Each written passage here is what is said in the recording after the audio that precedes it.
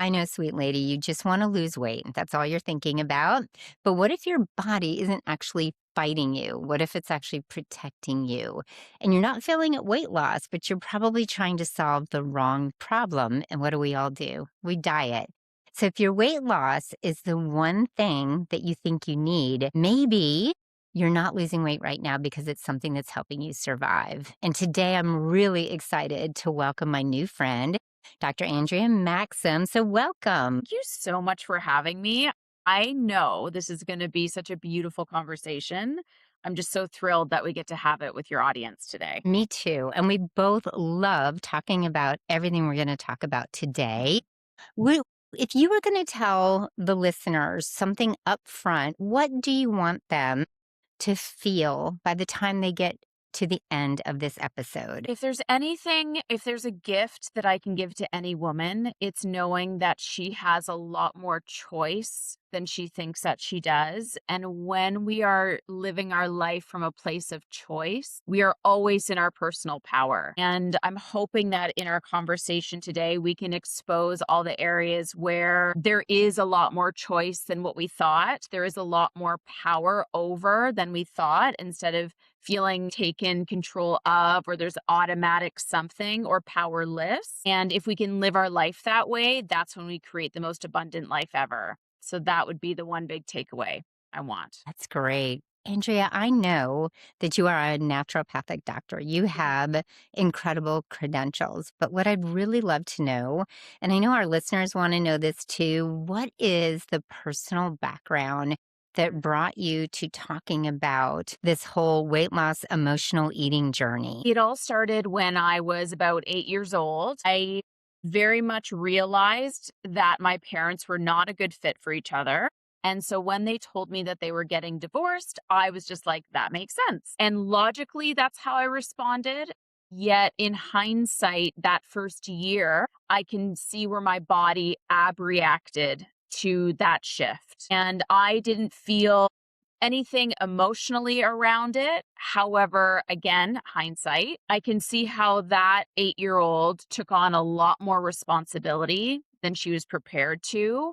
My mom became basically a single parent. My dad was on disability and was unable to work. So he was definitely a caregiver for us, wasn't able to necessarily step up in that parenting role. So my mom was doing it all, being the mom and the dad for us during this transition, which means she was out of the house a lot. So I had a younger sister at the time, and there was a lot of responsibility that I bestowed as kind of stepping into not a parental role, but certainly I learned a lot of hypervigilance. I learned a lot of responsibility, and I learned a lot of control strategies to kind of survive that time. Physically, my body ballooned in weight. I became severely constipated, and that persisted for a few years. It wasn't until towards the end of grade 8, so I may have been 12 at the time, and no one said anything. It wasn't being called out or anything. Everyone was very gracious, but I had definitely become obese for my height and age. And my mom, in all of her graciousness, was just like, hey, let's be healthy together. I'm going to make some healthy changes. Maybe you can make some healthy changes. And we started by stepping on the scale. And I stepped on the scale, and this memory is like burned into my brain, where I weighed 5 pounds more than she did. And this is my mom with a 31-year difference to me. And again, nobody said anything, yet unconsciously, I obviously held on to that. So we go into high school, and high school is where I want to be friends. Like, this is where the social nuances really start to kick in. And here I am entering high school, obese, face full of acne, braces, like the whole thing. And I distinctly remember looking into the cafeteria where all of the kids were, especially the popular kids and the kids that I wanted to be friends with. And it was literally a light switch moment for me, where all of a sudden I just stopped being hungry. And for 6 months, I lived off of like French fries, maybe an apple, like the smallest amount of food.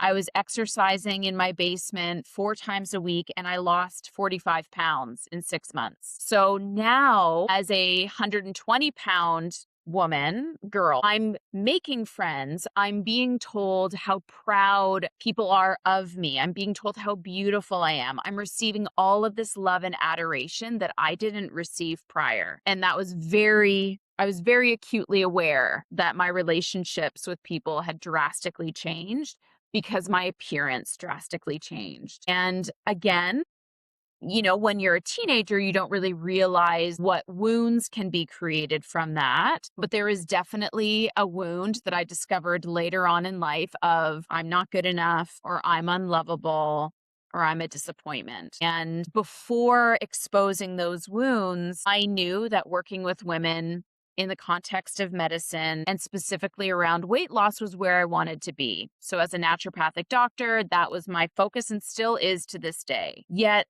the blocker that I kept coming up against was I would do everything right from a physical perspective, and most of my patients could not sustain the results. They wouldn't, like, one big life event would happen and they would completely fall off the rails. Or we'd be really good when we had our appointment and they were all inspired, and then every week it was the same thing over and over again. Well, this happened or that happened, or I ate this, or whatever it was. And the excuses, and I'm using that term on purpose, the excuses and the blockers that I kept coming up against in the physical realm almost made me want to quit my license, where I was like, I don't know how to hold space. I want this so badly for my patients, and I don't know how to get them there and keep them there. So it wasn't until I was 38, 39 and noticing the sabotaging behaviors I was creating in my personal life that I started toe dipping into the unconscious mind world. And that was the game-changing moment for me, where now there's this whole other part of us. There's this whole other mind that's actually controlling 96% of our day that I was completely unaware of because we don't talk about it in medicine. And when I started infusing conscious and unconscious mind tools with my patients, now I'm getting long-standing results. Now we're bridging the gap between the mental, emotional, and the physical in the context of protective weight release and emotional eating. And so this is where I live now. So that's kind of the journey in a nutshell. So let's stop for a moment on the protective weight gain. Could you explain to the listeners what that means and why do we have it? So I alluded to some of the wounds that I was carrying around I'm a disappointment, I'm not good enough, I'm unlovable. I also, in the intro, said some of us can be carrying wounds of I am powerless. And these are unconscious wounds. We didn't create any of these logically or consciously.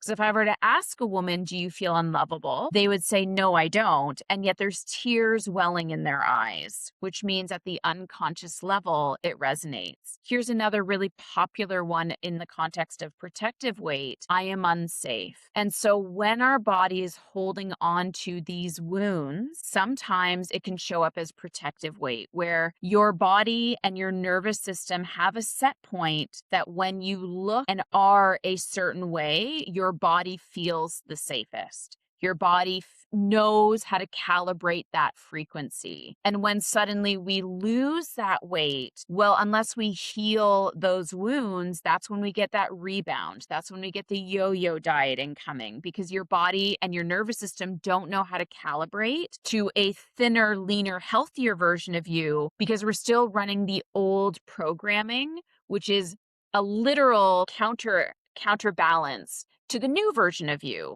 And in the unconscious world, the oldest programs win. So even if the new version of you loves being healthy and you love that you can fit all the clothes that you want to, and you love the energy you're getting, but we're still running these decade-old programs that want to keep us exactly how we were when they were installed, then that protective weight can come back on. It is just literally a protective mechanism. And I've seen it show up with women that don't feel safe, so they want to hide. Well, isn't it a great way to hide inside a larger body? Or they don't want to feel attractive to the opposite sex. Well, isn't it and again, none of this is logical, but wouldn't it make sense then that we would maintain a status that doesn't make us quote unquote super attractive to the opposite sex, right? Or the same sex, whoever that is. And so this is all unconscious. And if we are finding ourselves in this weight loss ceiling or this weight gain plateau,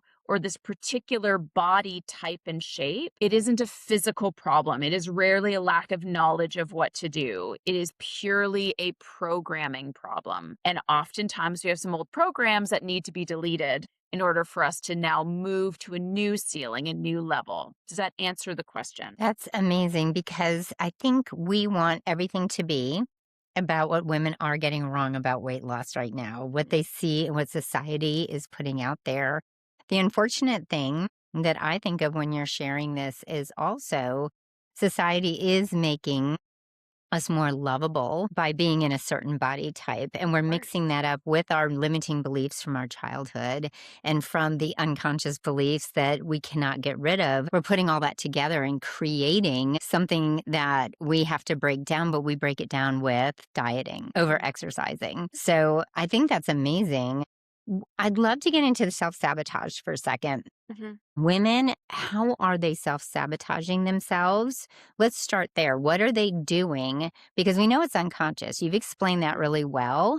But what are they doing in order to just like break all the rules from themselves, all the policies that they already set for themselves? So, the first thing that comes to me with the idea of self sabotage is we are not doing any of this on purpose. Like you very clearly stated, this is unconscious, which means it's out of our conscious awareness. We aren't doing any of these things logically. So, an act of self sabotage is when you know, I'm going to eat this entire pizza. I know I don't want to, and I know the ramifications of it. That is purely conscious sabotage. Let's talk about what the behaviors are that can show up with some of these programs that we're referring to that may help to paint this picture. So let's say I'm running unconsciously a program that I'm not good enough. Well, with every program I have running, that is going to impact up to 50 different behaviors that show up in my external world, we say. So, what I do in my day to day. So, if I'm running a program of I'm not good enough, well, this is going to show up as well, by lunch, I'm not good enough to stay committed. So, I'm going to eat this cookie. And well, I've eaten this cookie, so I might as well blow it for the rest of the day. And I'm just going to eat whatever I want to, and I'll start tomorrow. I'm not good enough can show up as well, what's the point of getting on the treadmill when it's so much easier to watch another episode on Netflix because I'm never going to look like that girl with the size 0 bikini body. So what's the point? That, and again, that shows up as self sabotage, staying on the couch instead of exercising. I'm not good enough can also show up to I'm not good enough to eat healthy fruits and vegetables. So I'm going to eat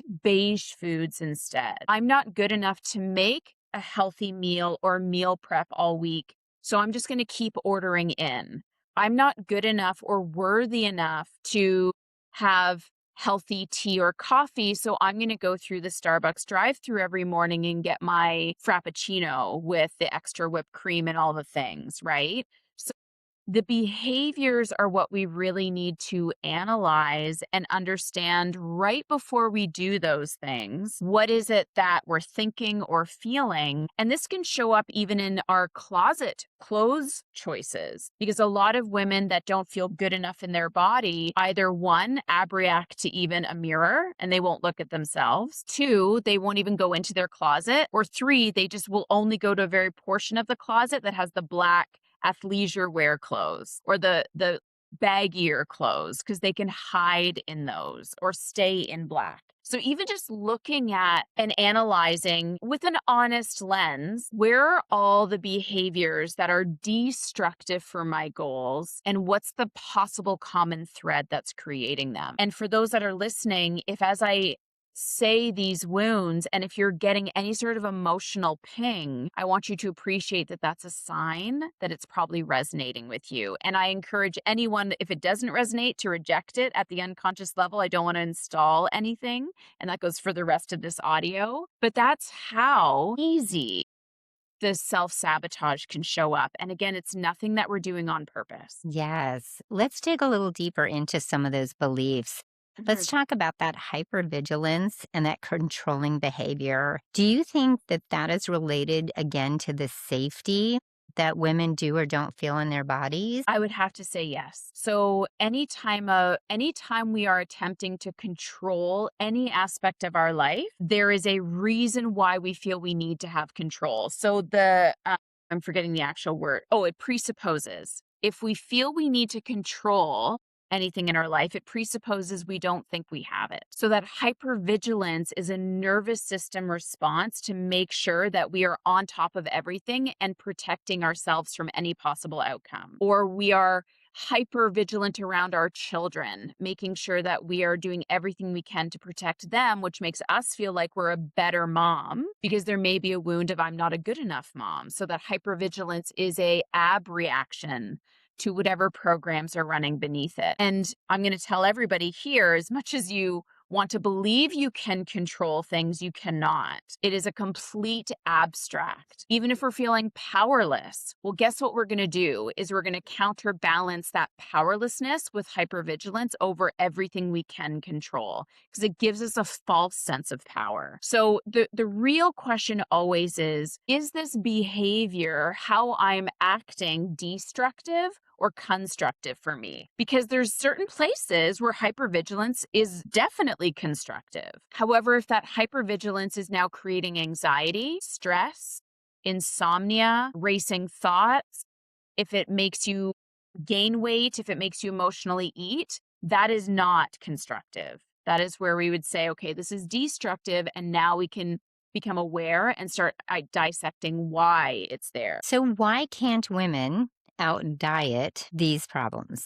There's a part of me that wants to say you can, that there is calorie and diet math that does work and does show to work. So I'm not disputing that there is an element of eating right.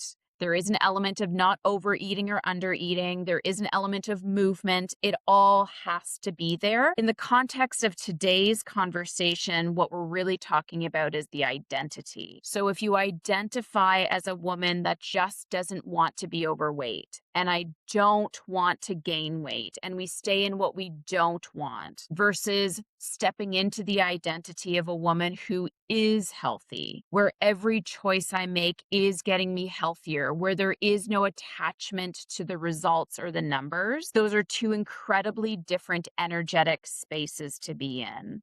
And when we are attempting to out diet our diet from a scarcity place, that identity is very unlikely to be successful versus just saying, you know what? I'm just a woman that doesn't need to drink wine every single night, 2 or 3 glasses. I'm just a woman who doesn't emotionally eat anymore. I know exactly when I'm full and I listen to my body. I'm just a woman who loves going for a walk, even if it's 5 minutes. Where most women stay is staying in that mindset of what I don't want anymore and that I have to and I should and I must. And those are all scarcity words that keeps your nervous system in that like cat on a bathtub. Well, why? Why must we? Why should we? Why can't we? Blah, blah, blah. And if we can step into the new identity, which is sometimes just about shifting our language from instead of I have to I get to, or I'm open to, or I'm looking forward to. Now we've calmed the nervous system down where it doesn't need to be on red alert. So good. This reminds me of a conversation I had, and I wish I could give credit to this person. I will add it if I can remember. But they were talking about identity being in character. So if I am going to eat the meat, fish, eggs, poultry, fruits, and vegetables, when I sit down to that meal, saying to myself, this is in character for me. This is in character for me to eat well. And then going to have a cookie, if I ate it slowly and really enjoyed it, this is in character of my healthy identity. But if I was going to go and just take it and watch my show and have my phone on at the same time, that is not in character with me. And it reminds me of that identity piece that you're talking about. When we change the language and we have the positive, abundant feeling about what we're doing as opposed to the scarcity mode, it really changes how we look at our journey, because the journey can be really, really painful, and it can be really sad and hard, or it Mhm. can be abundant most days. So I love that. When you bring in the scarcity mode, I think that's very, very important because we create the negativity, which I think as humans we often do. We're programmed a lot Mhm. to bring that in. And you're Mhm. helping us rewire, so that's amazing. And I love that we're talking about we've kind of talked about emotional eating without talking about emotional eating, Mhm. but I really do wanna dig into this. You have a formula, and I would love it if you could Mhm. share how you would explain what emotional eating is and what your formula is for that. Yes. So I am a master mindset coach in the context of NLP, and NLP is neuro linguistic programming. Now, if you were to Google NLP, it is often associated with mind control and getting women to get into bed with you. And that's not what we're talking about here. However, like Tony Robbins is NLP trained. All the presidents are NLP trained. Every detective is NLP trained. And purely what it means is we are understanding the linguistics and how things are programmed at the neurological level. And therefore, we can speak to them. So, when it comes to emotional eating and truly any behavior we have, it comes down to a strategy. And a strategy is a neuroscience NLP term where there's literal math, where there is an external trigger that creates an internal movie to play. Now, that movie could be a thought, an emotion, a past event, and therefore the outcome is what it is. So, if we were to label these boxes 1, 2, and 3, 1 is the external trigger. That could be inbox is overloaded with messages. That could be my phone is blowing up with text messages. That could be I still haven't received that text message back from someone. I've had that be a trigger for some people where they feel on red, right? The trigger could be it's 4 o'clock and this is the time to. The trigger could be I'm just entering into the front door of my house from work. The trigger could be I'm getting into my car. The trigger could be a really heated conversation. It's something that's happening outside of you. Triggers this internal programming. And that internal programming could be I'm feeling guilty. I'm feeling shame. I'm feeling not good enough. I'm feeling powerless. I'm feeling alone. I'm feeling unsafe. That's box 2. And then that equals box 3, which is emotional eating. Food is probably one of the most certain, abundant sources of distraction and avoidance that we have in North America, which allows it to be such an easy fix for avoiding that box 2, which is what we're thinking or feeling. And that's why, as soon as we are often quiet for the night, or our to-do list is done, or we are done work, or our kids are asleep, we are now left with our own thoughts. And most of us have not been trained how to be with our own thoughts and still feel safe. So we eat as a way to distract from ourselves, or as a way to avoid feeling certain feelings, or as a way to cope, or as a way to feel comfort. And food will always be there, right? It will always be there in some Yeah. capacity, whether it's in our fridge, our pantry, or in the store down the street. So we can always find a way to get that need met. And it is purely just math 1, 2, 3. Yes, and food, like you said, it's so available. It's something that people aren't looking down on as much as they look down on things like alcohol. Sure. And it is so readily available. I walked into a do-it-yourself store with my husband. He was there buying screws and, Mhm. tools and things like that. And just there was still the checkout was filled with that food. Think about Yeah. every gas station. Think about, and I always tell the story about how, people would say to me, "Oh, just don't keep it in the house." When you're a Right. true emotional eater, I'm jumping in the I'll car in find my a way. pajama Yeah. bottoms and going to the gas station and buying one for the road and one for Mhm. home. So I really appreciate you sharing that. What Mhm. I'd love for you to also share is, we hear this term food noise all the time. Mhm. And I think women are hearing that, but they're not fully understanding it. And I would love to hear your version of what food noise really is because people are using that term, but I don't think on a deeper level they really understand what that means. Sure. So now we're going to live in box 2, which is our thoughts and our feelings. And food noise can be something as simple as by the moment your alarm goes off, your eyes open, you haven't said a single word to a person, and you're already negotiating how you're going to eat your day. That is noise. When you put your clothes on in the morning and you are assessing how your clothing is fitting you or not fitting you well. And you're just like, well, I'm not going to eat then today, or I'm only going to have salads, or I'm just going to drink my calories from a smoothie.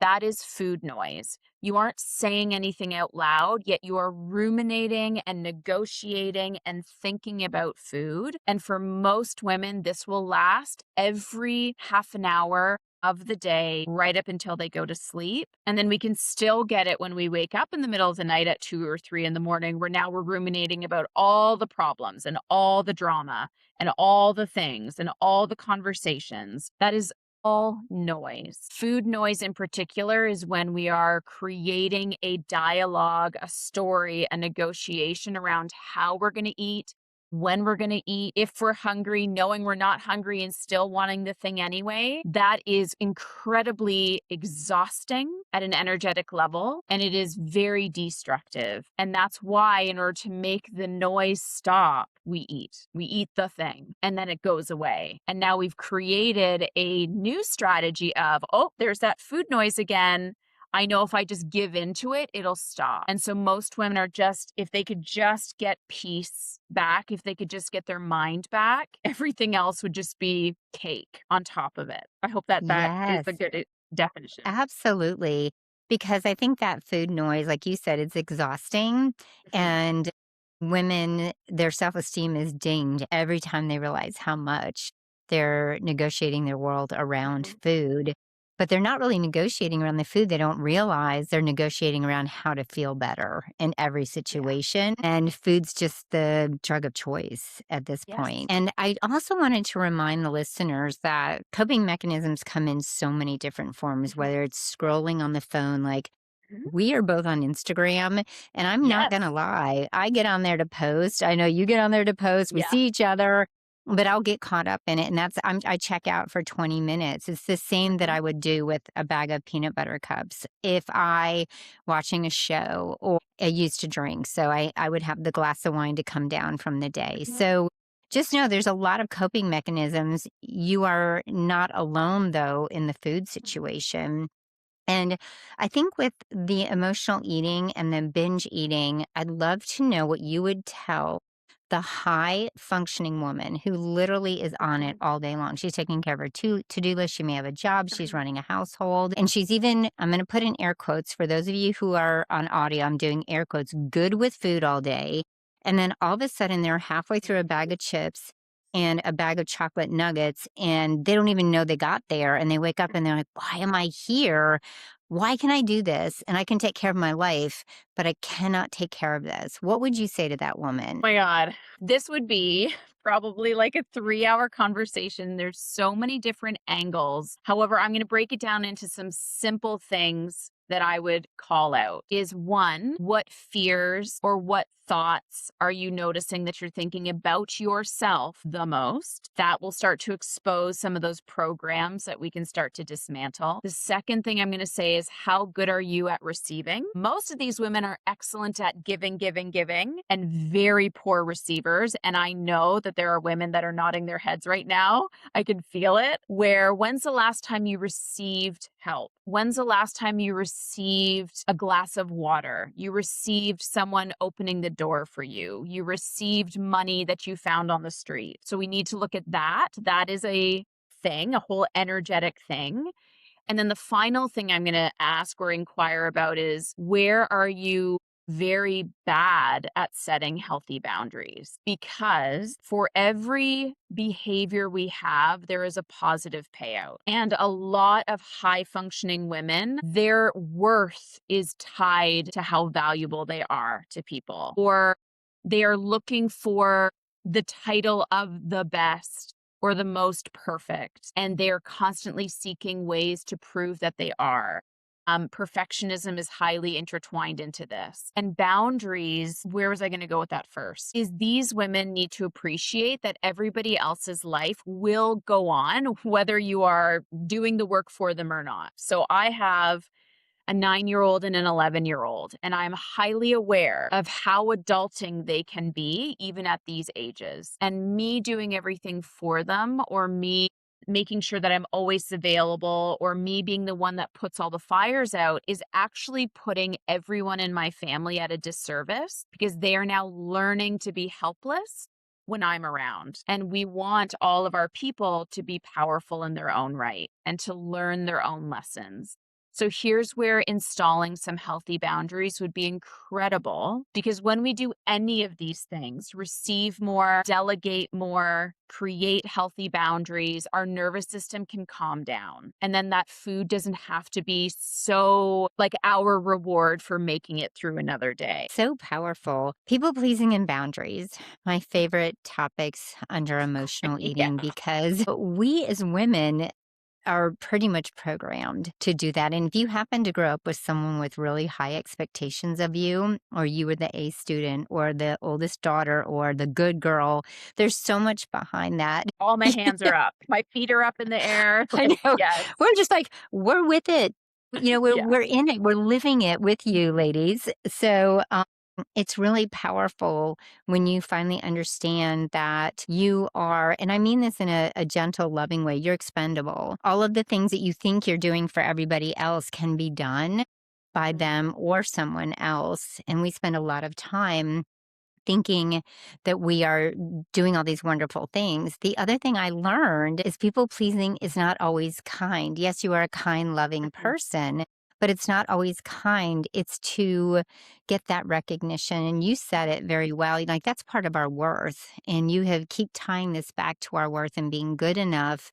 And I think that's Mhm. a powerful undertone for all of us, because high achievers have always been that way. They've always had to be that way. Yes. It's programmed in that unconscious programming that you have told us about. I love that. I also would love to know just a little bit more too about just some things that you share with people when they're having those moments of really, they don't even know that they're feeling unsafe. They don't know their nervous system Mhm. is on fire. Are you having them look at things like, are they hungry? Or are they having an emotional response? Or are you just having them calm themselves down? What are some tools that you share in Mhm. order for people to get through that moment? Because we know, let's just be honest, we know the binge is going to happen.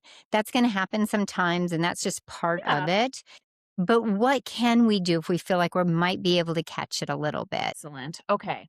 So I created the pattern scramble protocol, which is inside my binge breaker program. And that pattern scramble protocol is very simple in that before we put anything into our mouth, this is again going back to that strategy conversation. Before we put anything into our mouth, we are going to pause and we're just going to very quickly ask ourselves, am I hungry? Or what was I just thinking or feeling? Those are the two questions. And if you are hungry, go eat. Have your bite. We're talking bite by bite by bite here on purpose. If you're like, I'm actually feeling tired, I'm feeling bored, I was just thinking about the fight I just had, I was just thinking about work, then instead of eating, my challenge is I just want you to do anything other than take that bite. That could be go to the bathroom, that could be do burpees, that could be go outside for a walk. That could be declutter a drawer. That could be start a puzzle. That could be drink water. I don't care what it is. What the power strategy is behind the protocol is it instantly stops the automation from running. It instantly brings you into awareness, which now you have choice. So you could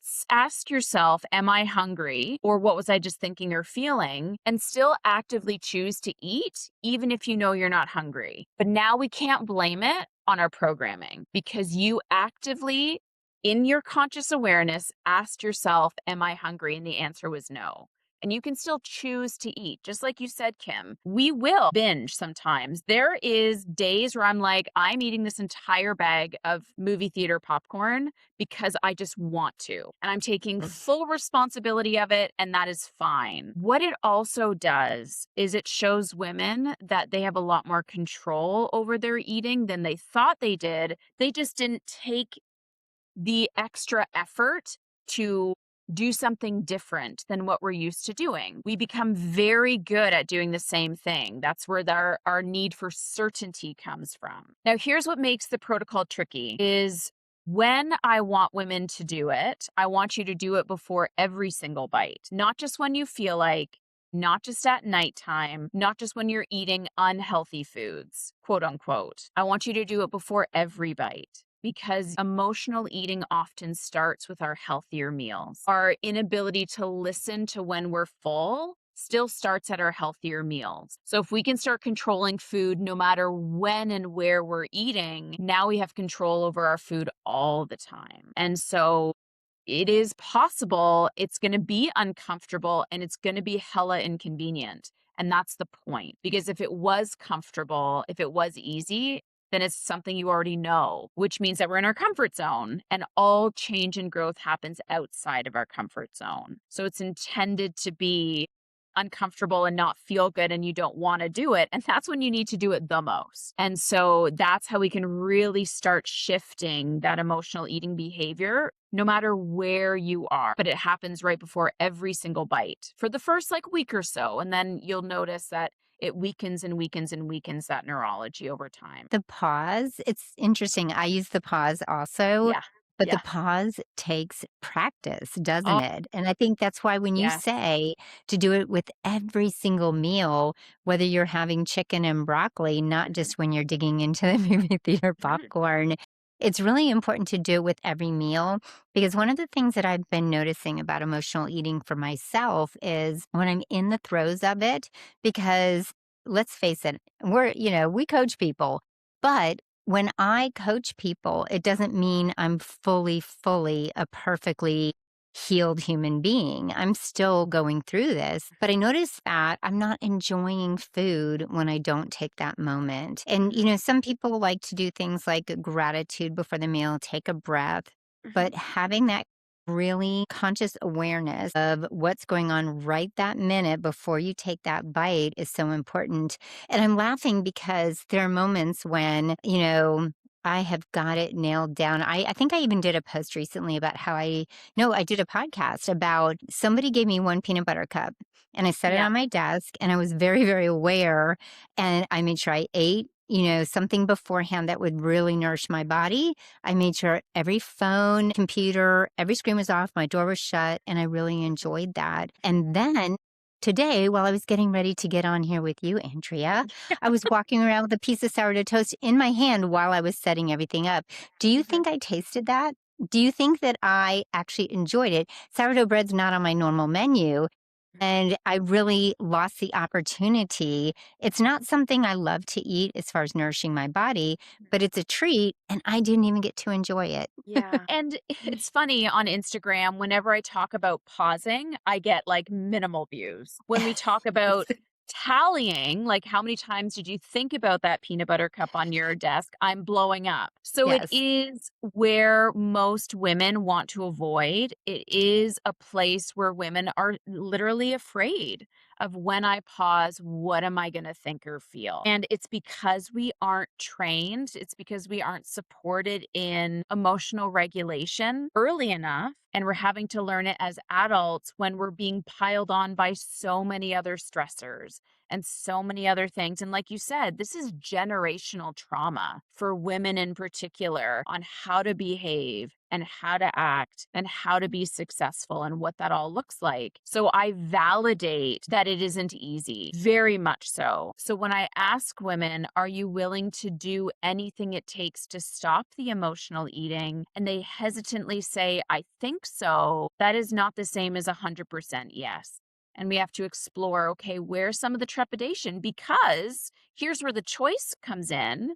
You may know it's a problem and it may not be a big enough problem for you to want to solve it today. And that's also your choice and that is fine. Own it. Because when you are ready, you have to be 10 toes in. I'm going to do everything I can to stop this and just show to myself that it's possible, right? Whatever you do with that information on the back end is up to you. And sometimes the nervous system pressure of wanting to do it all, be it all, and have it all is enough for us to have nothing and be nothing where we want to be and all those things. So sometimes even myself, like I would love to have the most toned, beautiful arms now that it is summer when we're recording this. Ask me how many times I've lifted weights or did bands or push-ups. The answer is zero. So I have to be truly honest with myself that I don't want it that badly yet. It doesn't mean I'm not going to want it 100% later. And sometimes just letting ourselves off the hook is also a great nervous system shift where we're like, you know what?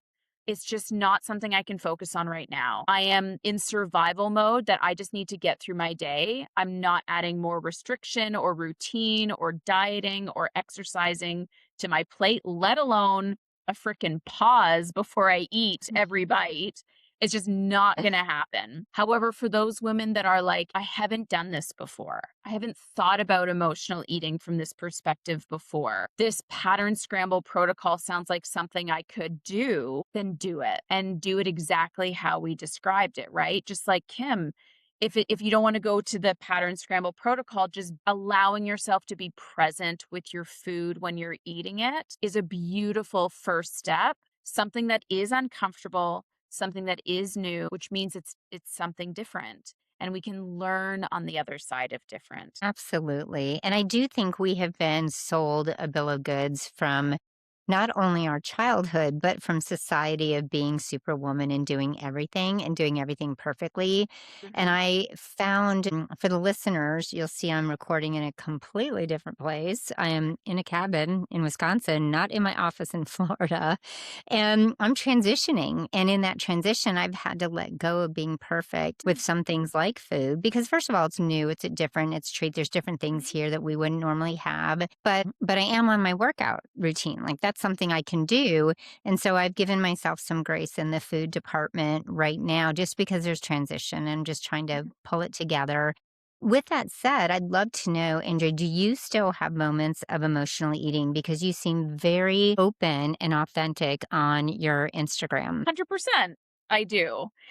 Does it come from a automatic just eating all the things? Rarely now. However, do I overeat, overindulge, and sometimes just go for it? Absolutely. One of my number one core values is freedom and flexibility. So I will react or rebel against structured dieting or structured way of eating. I'm very much in the place where I know what works well for my body. I know what doesn't work well for my body. I know the consequences of the choices that I make, and I'm taking full responsibility for all of it. And I think that's the biggest shift. I fully identify as a non emotional eater. You will not catch me just automatically eating for no good reason other than I wanted to. Rarely. That doesn't mean it doesn't happen, and I've caught myself doing it. However, as a non-emotional eater, I also take full responsibility for eating all the things one day because I know how to counterbalance that tomorrow. Or if I overeat on chips, which do not work well for my body, I could get completely bloated. I know tomorrow and the next day, I'm going to be doing everything I can to flush that salt out of my system, not from a consequence perspective and not from an overcompensating perspective, from a I'm taking responsibility and here's what I need to do to get back on track as quickly as I can. But I even remember just a few weeks ago, I was like, how did I eat this entire bag of salt and vinegar chips? Like it did become kind of out of my awareness. And I really caught myself being like, wow, that was interesting that that just kind of happened. Now, I will say, salt and vinegar chips are like my all-time favorite. So it's really like it's a challenge, right? So it's a challenge for me to necessarily put it down. And I ate it out of the bag, which when I eat food out of the bag directly, I will always overeat because you don't finish until it's done. And so I also am very acutely aware of why I did what I did because I'm looking at it through a lens of a non-emotional eater. I'm like, oh, yep. Instead of putting it in a little bowl, you ate it from the bag. It's no wonder you ate the whole thing. Whereas the before me would have been like, what's just another, 9 o'clock, 9 to 9:30 p.m. There's our bag for tonight that I did for 7 days in a row, right? So the shift is incredibly different from a personal power place versus it's happening to me and I don't know why. if that makes sense. That makes so much sense, and I Mhm. appreciate it, plus it's salt and vinegar chips. Oh my Really? god. Yes. Peanut butter cups, salt and vinegar chips. I Yes. get you. Right? This is really interesting to me too, because owning it and having that power really does make a difference. When I think about, I have consequences to eating processed food and sugar, and my gut just does not do well. And it's usually, and my listeners know there's no TMI on this show, but I have constipation when I Yeah. overdo it. And so I know Yeah. those consequences are going to happen. And the same thing, the next day is not about punishment.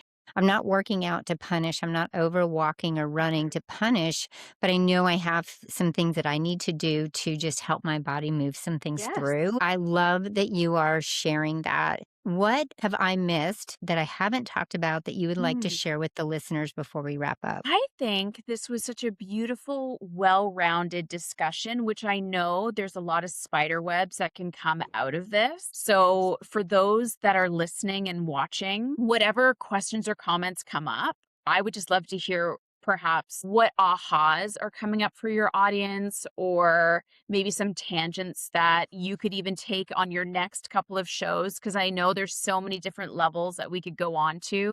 What I would really love to do to just wrap everything up, if I can, is just remind women, again, as we started, that putting yourself into a place of choice, all it takes is going into awareness. And the more aware we are of our behaviors, the more aware we are of our thoughts, the more aware we are of our language, the more aware we are of what we're surrounding ourselves with. So if you're scrolling all day on people from Love Island that have lived in a bikini for 6 weeks, and you have some self esteem, self worth, and body image issues, and that makes you feel a negative way, that may be a sign that you're surrounding yourself with what you don't want. And so that awareness will always allow us to seek a new resource, a new choice, a new tactic, a new strategy, so that we can get closer to our goals. And I am just so grateful, Kim, that you had me on to have this beautiful conversation and really support the community in this way. So I am just honored. Thank you so much. It's been amazing. And please share with everyone, Mhm. where can we find you on social website and to find your program? Yep. So I am at the Maxim Movement. So there's two M's, the Maxim Movement on Instagram. And my website is AndreaMaxim.com. And you can go to the programs and see everything I've got. We're going to put that in the show notes too. And please make sure, if you love this episode, to follow it. Follow the show so that we can get more downloads out to women who really need to hear this conversation, and Mm, also share it with a friend. We know you're talking with your girlfriends about this. And mhm. if you need even deeper support, check out the Cool Girl Collective. Andrea, I want to share with you that I am so pleased to have you today, because you are empowering women. Mhm. You're helping women actually have that choice and know that they have control and hope, so that they can have peace with food in their bodies. So thank you so much for being here. Thank you. And listeners, please make sure you nourish your entire life and give yourself grace today.